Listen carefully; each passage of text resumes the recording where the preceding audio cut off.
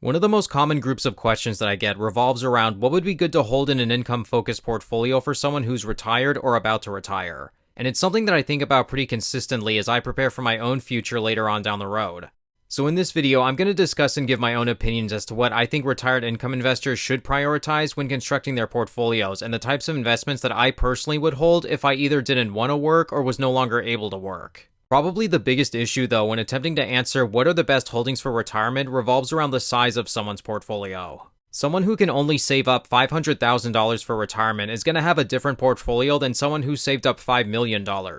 If you only have $500,000 and you want to completely live off your dividend income, you'll have to invest in higher yielding holdings. If on the other hand you're lucky and you have several million saved up, you can invest in stocks yielding only 2 or 3% and still live comfortably. So note that when I give my own opinions as to what I think investors should hold, I'm going to assume that you don't have more than $1 million saved up. Although I already dedicate my portfolio to higher yielding investments, many of them are still dedicated towards growth. As of the making of this video, I currently have 31 different holdings in my own portfolio. While I don't think this is an outrageously high number, I don't believe it would be a good idea for someone who's retired to hold this many investments. When you're retired, it's my belief that you should be out enjoying life and not being burdened by having to regularly analyze and monitor 25 or 30 plus different investments. Unless that's something that you enjoy doing, I've known plenty of people who do enjoy doing their own analysis on their portfolios. I don't have a magic number in mind, but I'd personally seek to limit my holdings to less than 15 or 20. At this stage in life, if you're no longer working, the two most important things would be maximizing dividend income and maintaining your capital. Since you don't have a job and you're basically relying on your investments for income, it makes sense to basically trade in your lower yielding investments, like those yielding less than 4% or maybe even 6%, and use the proceeds to invest in higher yielding stocks and funds in order to maximize your income. Since looking for high, stable income would be a top priority, I'd personally start by looking into preferred stocks. A preferred stock is a share of ownership in a company, but it differs from common stock, which is what most people are familiar with.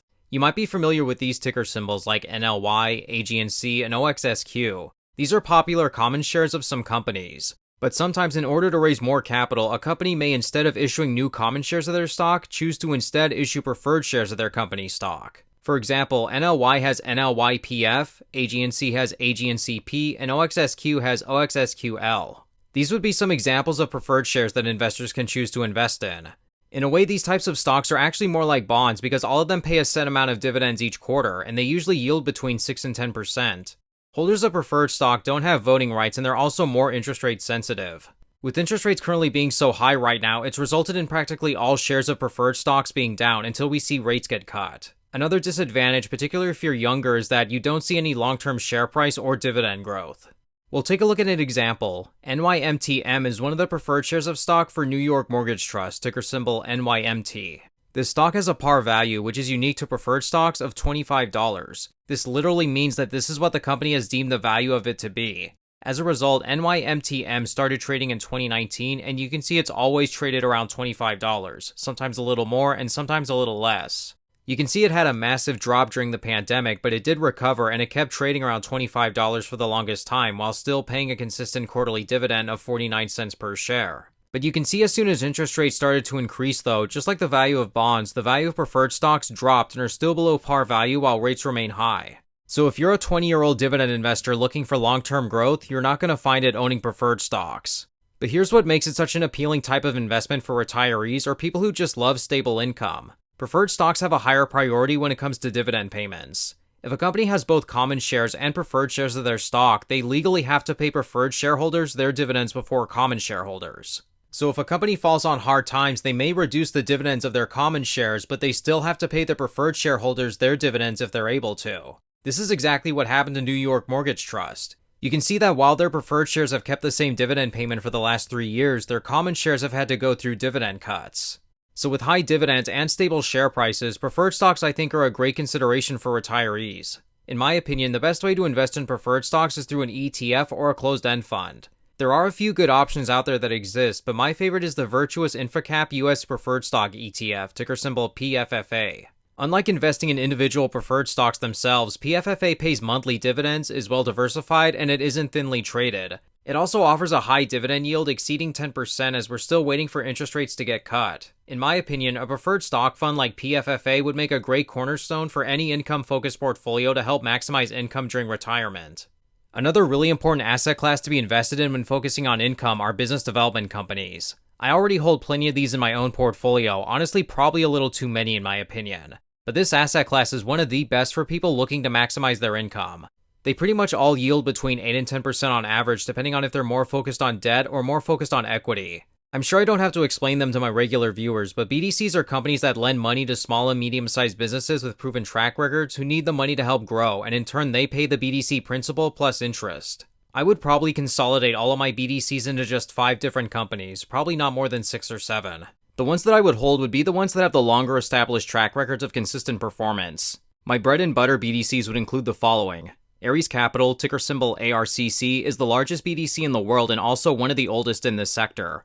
Although they did suffer a dividend cut during the financial crisis, they've been able to grow it to a larger amount than ever before. They're well diversified and they've proven themselves capable of managing their company under a lot of different situations following the financial crisis.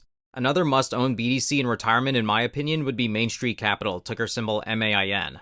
This one yields less than average, probably around 5 to 6%, but it offers significantly more share price and dividend growth compared to practically all other BDCs. In addition, Main also pays investors monthly dividends, unlike Ares Capital and a lot of their peers.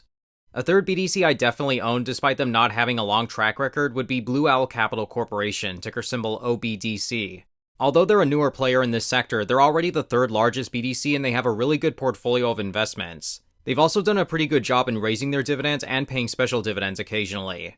A third investment type that I would hold in an income-focused portfolio would still have to be just one diversified dividend growth ETF. Even in retirement, it's important to still dedicate at least a little bit of your portfolio towards dividend growth. Not only is it good to combat rising inflation, but it's also important to remember that you don't know how long your retirement is going to be. You might think that retirement will last about 20 years or so, but if it goes on for much longer, you need to prepare for that. If it goes on for much longer than what you originally planned, you'll have a lot more expenses, particularly medical expenses, the longer you live. This is why it's always a good idea to dedicate at least some of your portfolio to a diversified dividend growth ETF.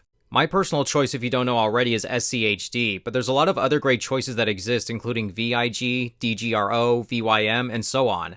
I'd suggest to try and dedicate at least 10% of your dividend portfolio to one of these holdings, regardless of your age or strategy. I would also suggest dedicating a large portion of your portfolio to equity REITs, with an emphasis on REITs that are well diversified and have long track records. For example, I'd choose to dedicate the majority of my REIT investments into companies like Realty Income, Triple N, and possibly Federal Realty Trust. They're well diversified, meaning that they own a lot of different property types, including grocery stores, auto centers, and self-storage centers, and they all have dedicated and dependable track records. I'd probably be less likely to invest in REITs that only focus on one sector. For example, REITs that only hold self-storage centers or REITs that only hold data centers. Of course, there can be exceptions if I'm holding one that's been doing very well for a long time. Finally, one more category I'd hold in my retirement account would just be made up of various other high-yielding investments. This would include things like covered call funds, mortgage REITs, and leveraged closed-end funds. There can be some pretty big differences between one covered call fund from another or one MREIT from another, so it'd have to be on a case-by-case basis.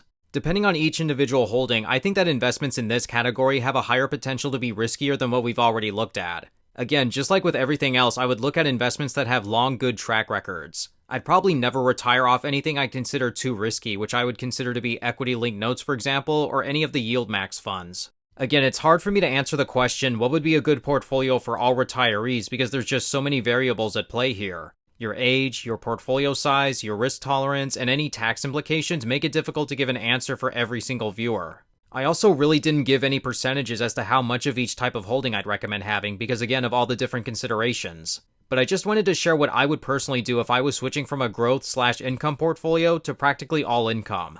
Reducing the number of holdings and consolidating into BDCs, a preferred ETF, REITs, and some other high-yielding holdings are what I would intend on doing. These things can change depending on if there's newer, better investments that come along, but hopefully I gave a little bit of an answer to such a broad topic.